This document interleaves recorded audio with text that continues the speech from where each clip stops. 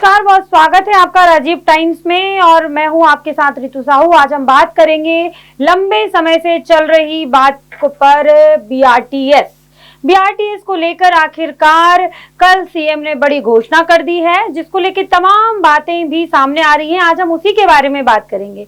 दरअसल इंदौर में आकार लेने के 11 साल बाद आखिरकार बीआरटीएस को खत्म करने की घोषणा हो चुकी है।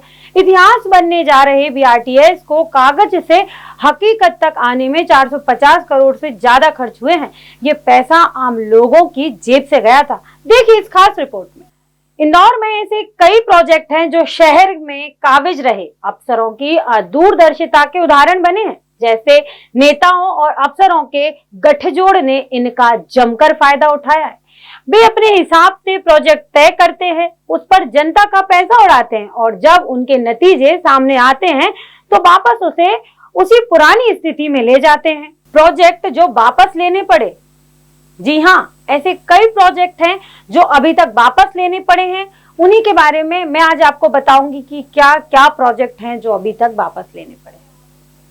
सबसे पहली मैं बात करूंगी नाला टैपिंग की। स्वच्छता सर्वे के नाम पर कोरोना काल में नाला टैपिंग की योजना लागू की गई।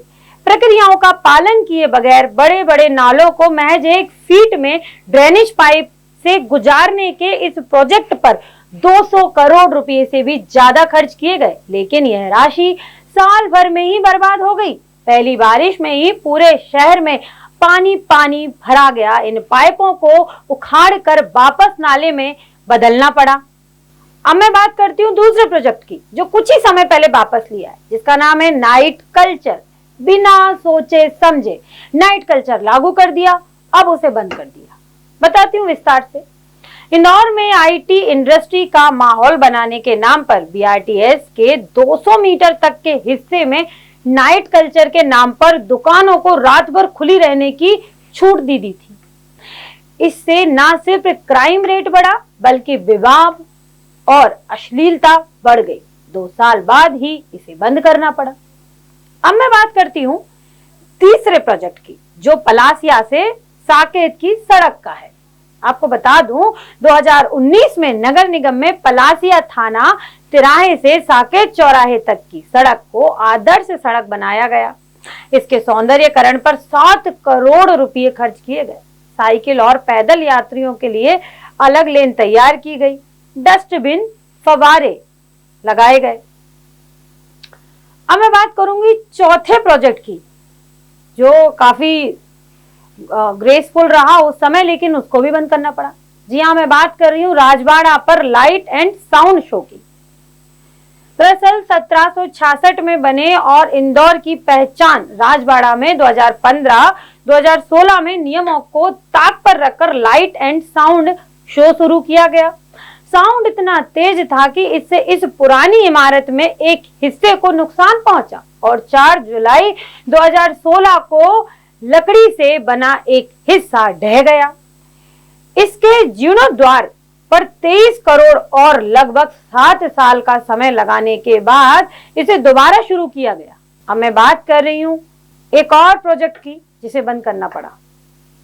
अहिल्या प्रतिमा राजवाड़ा के सामने बगीचे में। जी हाँ, यह प्रोजेक्ट भी काफी जोरों शोरों से आया था, लेकिन बाद में इनको वापस लेना पड़ा। अहिल्या प्रतिमा स्थापित की गई थी, लेकिन 2003-2004 में निगम ने राजबाड़ा के लिए प्लानिंग की तो सामने की सड़क ही खत्म कर दी। उद्यान को समाप्त कर अहिल्या प्रतिमा को राजबाड़ा के मुख्य द्वार पर शिफ्ट किया गया। इसका विरोध होने के बाद साल भर बाद उद्यान फिर बनाया गया और वहां प्रतिमा स्थापित की गई। इस पर लगभग 10 करोड़ रुपए का खर्च हुआ। 2013-2014 में नगर निगम ने बाईपास से शहर में आने के लिए लिंक रोड सड़क बनाने का काम शुरू किया। बाईपास से होलकर प्रतिमा तक 2.67 किलोमीटर सड़क 14 लाख में बनाई गई। फूड एटीएम सहित अन्य सुविधाएं शुरू की गई। 3 जनवरी 2020 को सड़क की शुरुआत हुई और 4 साल में यह सड़क कम से कम 1 दर्जन बार खोदी गई।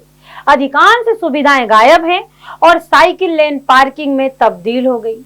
रहवासी क्षेत्र होने से सड़क के दोनों ओर 4-4 मीटर की सर्विस रोड दी थी। मुख्य सड़क से इसे अलग करने के लिए 50 लाख में डिवाइडर बनाए गए। 10 साल बाद निगम ने डिवाइडर तोड़ दिए। अब बात यह हो रही है कि जिस तरीके से प्रोजेक्ट पर खर्चा किया जाता है, उसी तरह प्रोजेक्ट को बंद भी कर दिया जाता है। अब मुझे क्या, आप ही इस बात को सोचिए कि जिस तरीके से लोगों के, आम जनता के पैसे नगर निगम बर्बाद कर रही है, क्या ये उचित है? प्रोजेक्ट के नाम पर करोड़ों रुपयों की राशि के प्रोजेक्ट को पास किया जाता है, फिर कुछ साल बाद उनको बंद कर दिया जाता है। मैं आपको बता दूं कि जब किसी योजना को आप शुरू करते हैं, उसमें जो खर्च लगता है प्रोजेक्ट को शुरू होने में, लगभग उतना ही कुछ खर्च उसको खत्म करने में भी लगता है। अब एक बात सामने आ रही है, पुष्यमित्र भार्गव ने कही कि मुख्यमंत्री ने जो है ऐतिहासिक फैसला दिया है, हम बीआरटीएस को खत्म कर देंगे। आपको बता दूं कि अभी अभी कुछ ही समय पहले बीआरटीएस के साइड में जो बैरिकेड्स लगे हैं, उनकी पुताई का जो है टेंडर जारी किया गया था। वो टेंडर अभी खत्म भी नहीं हुआ है कि बीआरटीएस को खत्म करने की बात कर दी गई है। क्या यह टेंडर पैसों में नहीं खोला गया होगा? इसके लिए क्या आम लोगों ने पैसे नहीं दिए होंगे? जी हाँ। अब ये इंदौर की जनता ही तय करे कि क्या सुविधाएं उनकी सुविधाओं के लिए बनाई जाती हैं या उनको परेशान करने के लिए। अब बात ये की जा रही है कि हम फ्लाईओवर बना रहे हैं। अब क्या बताएं कि क्या फ्लाईओवर वाकई में उस समय तक चलेंगे जितने समय तक ये बता रहे हैं? क्योंकि इतनी बड़ी लागत से जब बीआरटीएस चालू हुआ था, तब हम लोगों में से किसी ने भी ये उम्मीद नहीं की होगी कि एक समय इतने महंगे प्रोजेक्ट को खत्म किया जाएगा। क्या आपको लगता है क्या खत्म करने पर नगर निगम का पैसा इसमें नहीं जाएगा? इसका भी एक टेंडर बनाया जाएगा कि ये जो जब इसको तोड़ा जाएगा उसके लिए इस राशि का इतने का टेंडर बनाया जाएगा। तो अब ये इंदौर की जनता, मतलब आप ये डिसाइड कीजिए क्या ये सही है या गलत। आपके जो सुझाव हो हमें कमेंट करके बताइए। आपको वीडियो अच्छा लगे तो इसे शेयर कीजिए। तब तक के लिए मुझे यानी ऋतु साहू को दीजिए इजाजत। आप देखते रहिए राजीव टाइम्स।